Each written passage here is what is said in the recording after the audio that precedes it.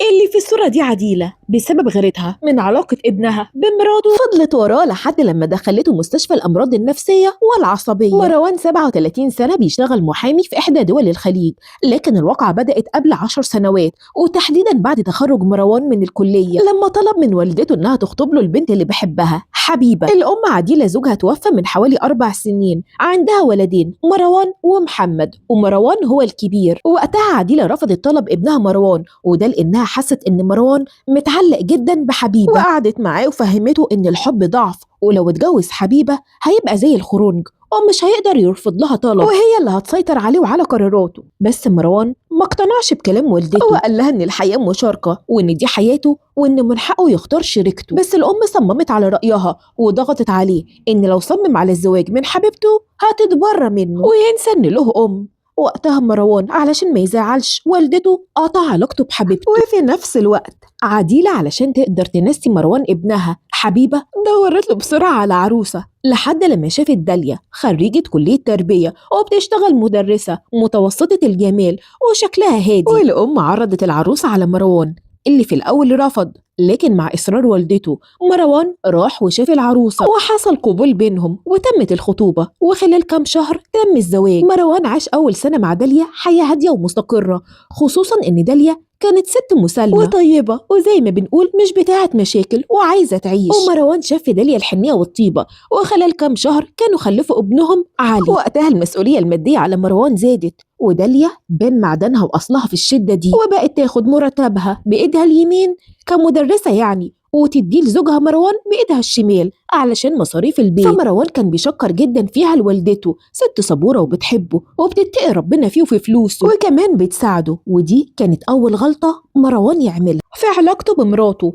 إنه يطلع أسرار بيته بره، لأن وقتها أمه حست بالغيرة وكانت دايما بتحاول تقلل من اللي داليا مراته بتعمله كأنه فرض عليها. ومش بس كده، الأم لما حست إن ابنها مروان حب مراته داليا قررت إنها تبعده عنها، بإنها أقنعته إنه يسافر لأي دولة عربية علشان يحسن دخله، ومراته بعد كده ما تجيش تعايره بمساعدتها ليه. ورغم إن مروان ما كانش حابب الغربة، بس لما فكر في كلام والدته لقى جزء فيه كبير صح، إن ابنه بيكبر والمسؤولية والمصاريف بيزيدوا عليه، ومش هيفضل طول عمره يستنى مساعدة مراته ليه. وفعلا دور على عقد سفر، وقتها كان محتاج فلوس للعقد ومصاريف السفر، فاتفاجئ بداليا مراته راحت وباعت ذهبها اللي هو كان شاريه لها، وكمان الذهب اللي كانت ورثاه من امها. وبعد الموقف ده داليا مراته عليت جدا في نظره، لكن ده اللي زود غيرة الام لما عرفت من مروان كل اللي داليا مراته عملته علشان. المهم وقتها مروان سافر وظروف شغله ما كانتش كويسة، وفضلت كده حوالي سنتين، وطبعا ما كانش بيبعت مصاريف لداليا وابنهم، وداليا اللي كانت شايلة كل مصاريف البيت. ومش بس كده، ده كمان لما كانت تعرف ان في حد مسافر للبلد اللي زوجها فيها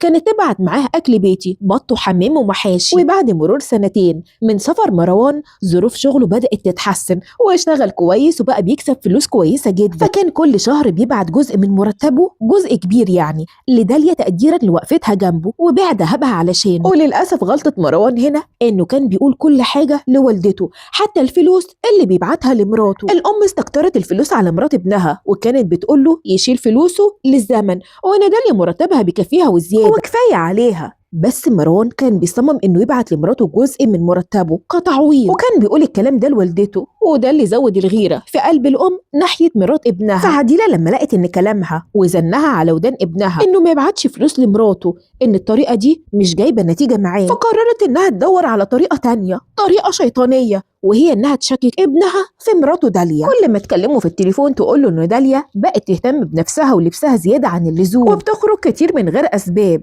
وفعلا كان كتر الكلام ده دخل الشك جوه قلب مروان، لدرجة انه بقى ياخد اجازة 3 أو 4 ايام من شغله، يحجز تذكرة طيران ويسافر فجأة لمصر من غير ما مراته داليا تعرف، وبقى ينزل يقعد في اوتيل ليلتين او ليلة من غير ما حد يعرف حاجة، ويراقب داليا وهي رايحة المدرسة وخارجة. وبعد ما قلبه يطمن يعمل لداليا مفاجأة ويرجع على بيته ويقضي معاها اجازة يومين ويرجع ويسافر تاني. فالمفروض انه لما عمل كده اول مرة وتاني مرة وتالت مرة انه كده اطمن، بس عديلة اعتمدت على إن الزن أمر من السحر، وبقت كل فترة تبخ سمها في ودان مروان لحد لما المشاكل زادت بين مروان وداليا. ويعدي حوالي 7 سنين كمان، يعني طول فترة الزواج بتاعتهم 10 سنين، والعلاقة اتوترت بين الزوجين جدا لأن الشك كان قلب هوس عند مروان. اتصال بالكاميرا من مروان لداليا في أوقات مختلفة، وأكترها كان بالليل، يشوفها لابسة إيه ويخليها تفتح الكاميرا وتوري له هي فين. كل مكان جوه الشقة، يعني تفتيش مفاجئ علشان يتأكد إن داليا ما بتخونوش ومعاها عشيق في شقته، ده غير أجازاته المفاجأة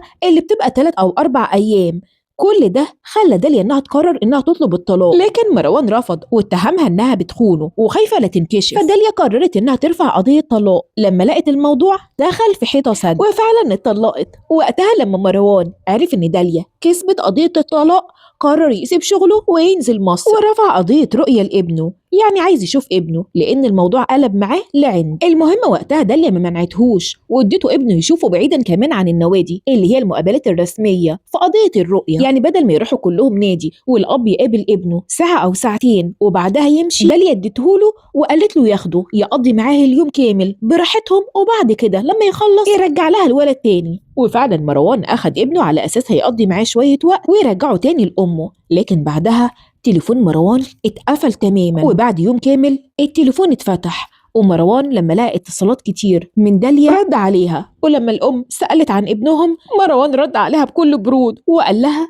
إني رميته في النيل علشان أحرق قلبي. داليا ما صدقتش لأنها عارفة إن مروان بيحب ابنه جدا، وسألته لو كان أخد الولد وسافر، لأن ده اللي جه في بالها لما طليقها قفل تليفونه إنه خطف ابنهم وسافر. بس مروان أكد لها إنه رماه في النيل طالما مش عايزة ترجع له وتوجع قلبه، هو اللي هيحرق قلبها. داليا اتجننت وأخدت الموبايل بتاعها وجريت على اسم الشرطة علشان تبلغ رجال الأمن، لأن الموبايل بتاعها كان بيسجل المكالمات. وفعلا الزوج كان وصل. المفاجأة لما كان معاه الولد، ورجال الأمن سمعوه التسجيل. مروان قال لرجال الأمن إنه قال كده لداليا علشان بس يحرق قلبها، ومستحيل يعمل كده في ابنه. رجال الأمن سألوا علي الولد الصغير عن اللي حصل. علي قال بابا خدني عند النيل وقال لي يلا علشان أنزل تحت واشوف السمك والوانه الجميله، وفعلا شاله. بس وقتها علي خاف وحضن ابوه جامد وقال له انا بحبك يا بابا ما تسيبنيش. ومروان وقتها قال ان هو كان بيهزر مع ابنه مش اكتر، فتم إخلاء سبيله بكفالة بعد ما افتكروا إن الدنيا هديت كده، وداليا أخدت ابنها ومشيت. المفاجأة لما تاني يوم مروان بالليل أخد طبنجة وراح على شقة داليا وخبط على الباب جامد وكان هيكسره. داليا فضلت تصرخ واستنجدت بالجيران اللي اتلموا وقدروا يسيطروا على مروان وأخدوا منه طبنجة. مروان كان في وضع هستيري وهو بيصرخ هخلص عليها وعلى ابني. تم القبض على مروان واللي كان في حالة غير طبيعية، فتم تحويله لطب النفسي للكشف عن قواه. التقرير قال انه بيمر بأزمة نفسية حادة وحاليا بيتعالج في المستشفى. القصة دي بتعلمنا اننا لازم نعرف ان كل بيت له خصوصيته، ومش كل حاجة بتتقال وتتحكى. في حدود في الكلام، في حاجة اسمها أسرار بيوت. لولا كلام مروان وحكاويه بكل حاجة لوالدته، جايز علاقته بمراته ما كانتش وصلت لحد كده، ولا فكر انه يتخلص منها ومن ابنه، ولا كانت نهايته مستشفى الأمراض النفسية.